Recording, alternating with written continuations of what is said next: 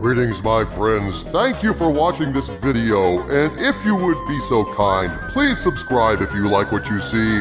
Help our channel to keep growing and keep fighting the war to save pop culture. Together, we can end this destructive conflict and bring order to the galaxy. Enjoy, and thanks.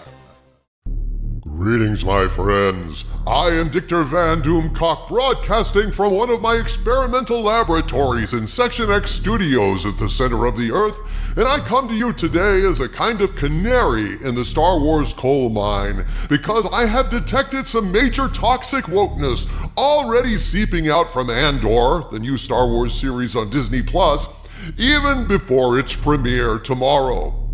People have been wondering about this show. Is it KK or is it Favreau? Who is behind this show? What's it going to be about? And will it be woke?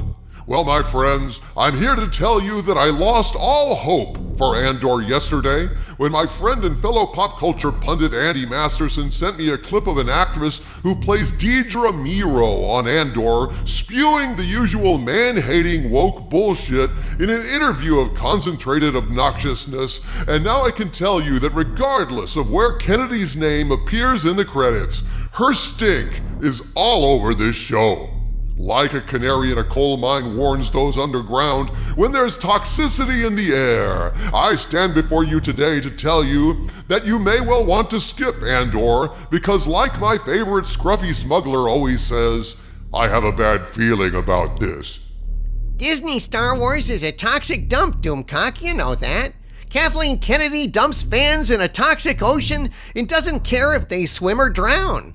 There are little islands scattered about here and there, like the Mandalorian or the Bad Batch, and Star Wars fans can periodically rest on those islands and have a coconut and some fresh water. But then, so long as they're subscribed to Disney+, it's right back into the polluted tempest, swimming through the toxic sewage of Book of Boba Fett, Kenobi, and now, I guess, Andor. And yet, because Doomcock cut my head off and stuck it in a bubble of enchanted entropy, I tend not to trust him somehow.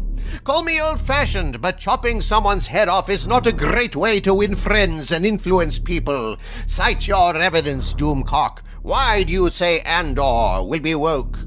Because as the old saying goes, if it flies like a duck, walks like a duck, and quacks like a duck, cancel Disney+. Sounds logical to me. Can't argue with cliches, Harvey. It's funny. Kathleen Kennedy has an obsession that I would characterize as bordering on a fetish for casting what she considers to be strong women in Star Wars roles. Jyn Erso in Rogue One, the amazing Wonder Ray, the bestest Jedi ever in the Disney sequel trilogy, the Khaleesi pwned Han Solo in his own Star Wars movie, getting the best of him at every turn in his own movie. The amazing Wonder Reva, the bestest Inquisitor ever in Obi-Wan. Kathleen Kennedy had the entire Kenobi series rewritten to make this show all about young Leia when it was supposed to be about Obi-Wan and young Luke. And all of these characters exist to put men in their place, to upset the so-called patriarchy, because as Kennedy famously proclaimed with a team of women who proved themselves incapable of telling a good Star Wars story over the past 6 years, the Force is female. Well, good for the Force. Now, I don't know about that, but I do know that the Force is dying along with Star Wars entirely, because the Disney board has allowed Kathleen Kennedy to utterly trash their franchise, drive longtime fans away, and fail to replace them with young women who don't like to be bored by bad stories and substandard acting any more than boys do. Kennedy's approach to Star Wars has been utterly discredited by now. The failure of Star Wars at the box office, the crappy performance of Star Wars shows on Disney+, and the lack of merchandise in Targets and Walmarts all across this great land testify to her complete and total failure. And I'm going to have more to say about this at the end of this video. If you have problems with Kennedy, you're going to want to hear what I've got to say. And yet, with all of this failure under her belt, Kennedy still thinks it's 2017, still thinks that this girls good, boys bad bullshit can still play, now that the whole world is onto this one-trick pony and is sick to death of riding it. But I hate to tell you all, Kennedy's stink is all over Andor, if this interview is any indication, and since it's from Disney+. Since the interview was posted on Disney+, I have to view this not as another wacky woke asshole shooting her mouth off for virtue signaling points, but an actual sanctioned corporate message that Lucasfilm under Kennedy is anxious to get out there. Andor premieres tomorrow, and I'll have a review of the first 3 episodes for you folks, but here is an early warning that you should seriously consider skipping this show. Now let's listen to this actress spew her woke talking points.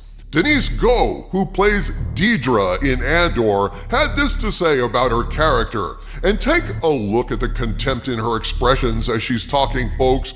I can't show you the video itself for fear of getting dinged by Disney, but I did some screen caps that demonstrate what I mean. Here's what she said. So Deidre, when we meet her, is working for the ISB, and she's so, proud to be doing that.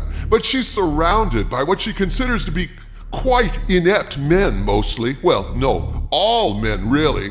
So, yeah, but she's surrounded by lazy, slouching, kind of corner-cutting boys, and she doesn't like it. So she's gonna climb the ranks at whatever cost to anyone else. Ha!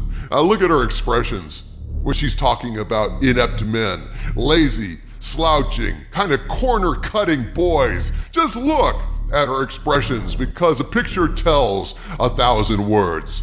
Yeah, looks like your typical man-hating Karen to me. Karen is gonna put all the boys in their place. Kathleen Kennedy seems obsessed with putting boys in their place. Someone ought to tell her the best way to do that is to make shows that don't suck. Spot on, Harvey. If Kennedy wanted to make the point that women can do things better than men can, maybe she should have started by doing something better than her male producer counterparts.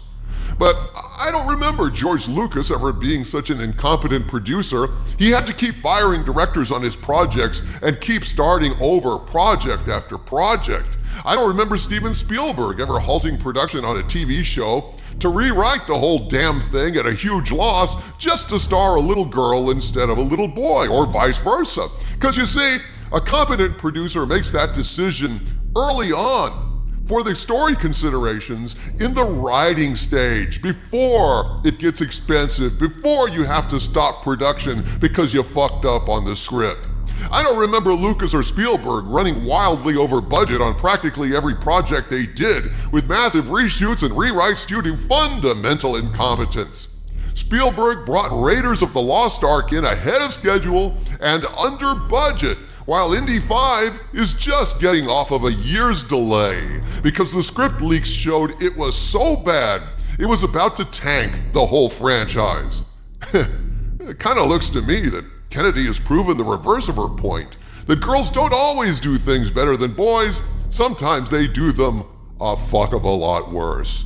If Kennedy was really interested in proving her own superiority to the boys' club, she would have found a way to keep existing fans and simultaneously expanded the franchise to bring in more diverse fans. It's not an either-or proposition, but that's what you get when you hire a propagandist instead of a qualified producer. But that said, Andor is looking like more of the same old bullshit. You got your Reva character here, who is the bestest Imperial EVAR, but is being held back by lazy, slouching boys. God, the way her voice just drips contempt when she says that, as her soy boy co-star just looks on meekly beside her. It's just pathetic. The same old bullshit, second verse, same as the first. I urge you folks to hold off on watching this trash at least until you see my review. If this interview is misleading, I'll let you know. If it's really not what the show is about, I will tip you in on that. But I do, at this point, have an absolutely terrible feeling about this show. But let's consult my artificial intelligence, OmniVac. OmniVac, engage. OmniVac, engaged. I assume you've been listening to this discussion. Affirmative. Present your analysis. You forgot to say the magic word.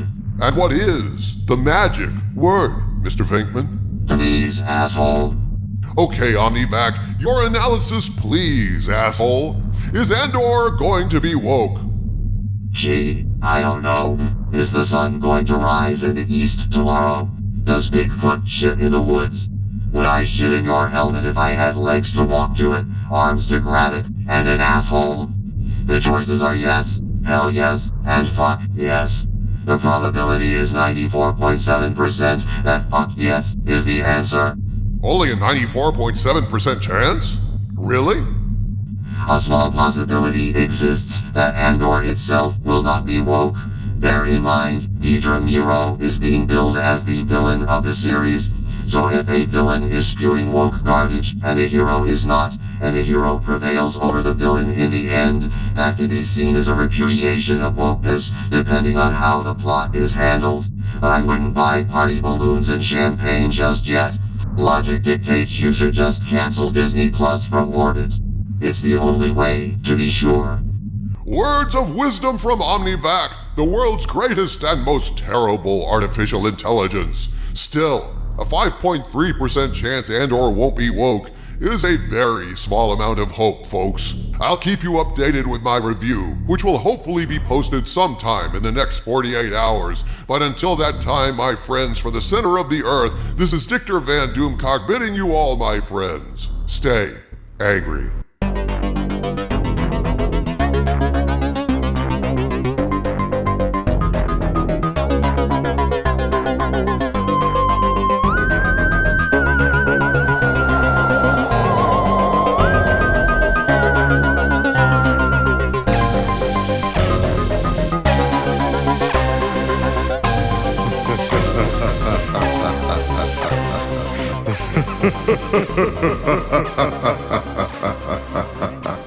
Ha ha ha ha ha.